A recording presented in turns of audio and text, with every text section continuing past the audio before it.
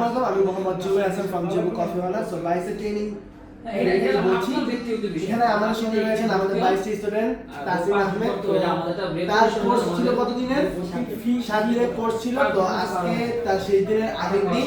তো আমরা প্রত্যেক 22টা স্টুডেন্টদেরই মানে কোর্স শেষ হওয়ার একদিন আগে একটা পরীক্ষা নিয়ে থাকি। যেমন দেখতে পাচ্ছেন এখানে একটা পরীক্ষা শীট। তো ইনি হচ্ছে যে পরীক্ষা দিয়েছেন।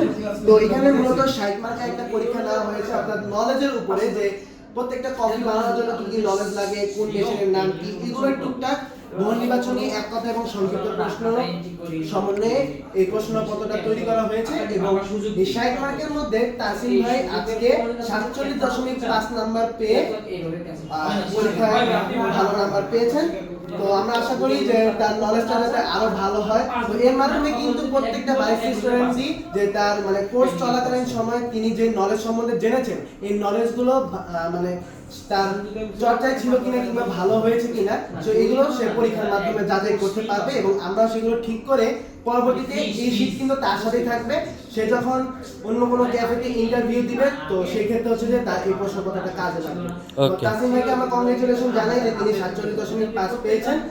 আমরা চাই যে আপনি নলেজের দিক দিয়ে আরেকটু বেশি বেশি করে ভিডিও দেখবেন, কফিগুলো নিয়ে আলোচনা করবেন, পাশে বসে সেগুলো চর্চা করবেন, তাহলে কি আপনার নলেজটা আরো বাড়বে। ঠিক আছে?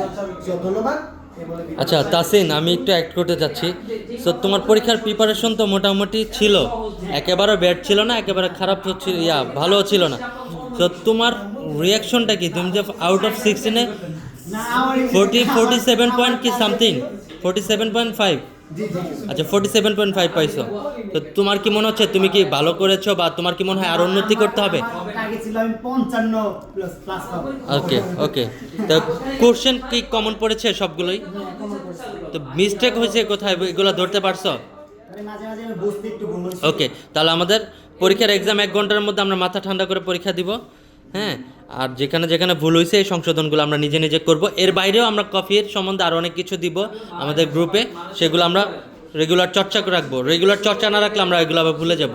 ওকে, ঠিক আছে। আশা করি নেক্সট এক্সামে আরও ভালো করবা ইনশাল্লাহ।